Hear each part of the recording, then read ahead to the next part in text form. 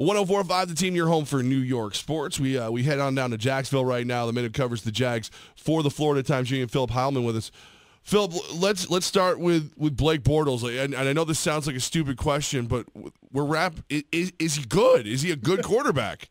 I don't know if I'm willing to go as far as say he's a good quarterback, but he's not the quarterback that's going to lose games like he has been in the past in previous seasons. He's thrown a lot of interceptions, have been returned for touchdowns, fumbled a lot, made a ton of bad decisions. He's really cleaned that up a lot this year. It's helped, obviously, to have Leonard Fournette in a pretty solid run game and a good defense. But, yeah, he's improved quite a bit. He's gotten them this far. And, guys have kind of rallied around the rest of the league, taking shots at him at every corner. So, Blake Bortles is a good quarterback. Maybe. He's an okay quarterback, and he's good enough right now.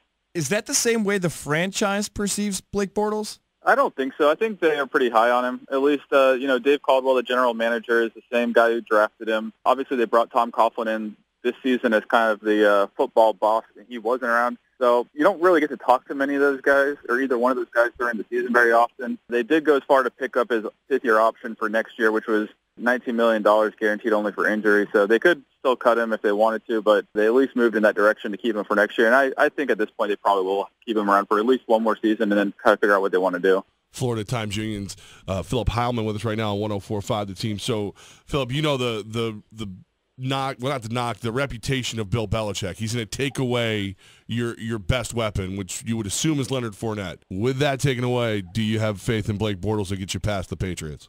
It's going to be tough, I thought the Steelers' game plan on defense last week was just atrocious. And if the Patriots come out with a similar game plan, the Jaguars might be okay. But, I have a little bit more faith in Belichick and obviously Matt Patricia.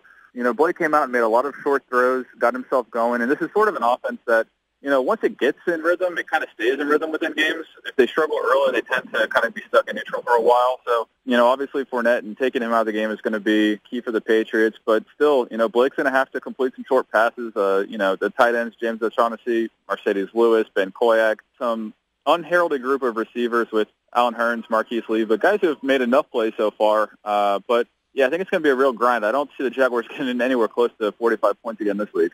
What changed so quickly in Jacksonville? This was a franchise that struggled for so many years, and all of a sudden now they're in the title game. Yeah, well, the culture changed a lot when Coughlin got here. Last year guys were playing ping pong and dominoes amid a long losing streak, and there wasn't a ton of accountability. I think at sometimes Coughlin came in and really changed the culture along with Doug Marrone. And then also it was a defense that was improving. I think they got to 6th in the league in yards last year. They were still giving up a good number of points, but you go and sign a guy like Calais Campbell, it changes your locker room, and had 14.5 sacks during the regular season, which was a franchise record. You had A.J. Boyd to complement Jalen Ramsey and bring in Barry Church to, upgrade a position that was, really struggling last year when they used Jonathan Cyprien. So you bring in 3 real playmakers on a defense that was already pretty good. You could start to see a turnaround quickly. And then obviously bringing in Fournette is kind of, allowed the offense to not shoot itself in the foot as many times this season.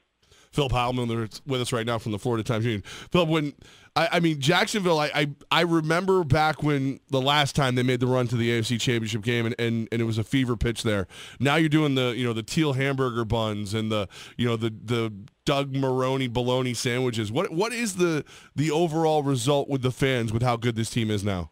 Oh, well, I'll tell you, those teal buns, man, I thought it was mold the first time I took a bite of it, so I was a little worried. But, yeah, no, there's definitely a ton of excitement. I thought, there's a good number of Jaguars fans who made their way to Pittsburgh last week. It sounds like tickets are pretty pricey. I talked to quite a few people around town who just were priced out of making the trip this week. But, yeah, you go to bars, restaurants around town, or even kind of the Jaguars do like their Monday night show at a pizza joint here, and it was just, packed to the brim at like 2 o'clock for a 7 or 8 o'clock show. So, yeah, it's a young franchise, and a lot of people who kind of grew up with it are just now in their mid-20s and 30s, so they can really appreciate it as opposed to, back in those early days, it was just kind of old money enjoying the ride. So it's a community that's grown up with the Jaguars. They've lived through a ton of bad seasons, and now they're pretty fired up, and if you get on Twitter and just look at some of the conversations, you can tell they're not backing down from anybody. When we went and visited Patriots camp this year, the Jags were there practicing with them. Is some of the growth a result of the time they spent together, the two teams? I think so. They seem to think that they got some confidence from that. It was a nice litmus test for them to see where they needed to improve, where they had some shortcomings, that sort of thing. They had a bunch of guys injured at that point. Some of their better players, Ramsey, Boyd, and some of those other guys didn't play in the preseason game. But I think you go up and spend a week with a class organization like the Patriots, a team that's, obviously won a bunch of Super Bowls. I think you're always going to get better from that. I think Doug Marrone's he's been very good about, just kind of soaking things in like a sponge. I think he probably stole a few things from Belichick, maybe just picked his brain a little bit. So, yeah, I definitely think that trip helped. To what degree, it's hard to say, but I think it was worthwhile. Doug Marrone might be the only guy who's ever stolen anything from Bill Belichick then. That's a pretty good one. I'll walk into that one. Let's get into this weekend now. If Jacksonville is able to pull off the upset, how does it happen, and how do you see this game playing out on Sunday? I think it's to get pressure on Brady with 4 guys. They don't have to blitz. I think you'd have to have a dominant game from Calais Campbell, Malik Jackson, Yannick Ngakoue, at least 2 out of those 3. Getting at least 1 turnover, maybe 2.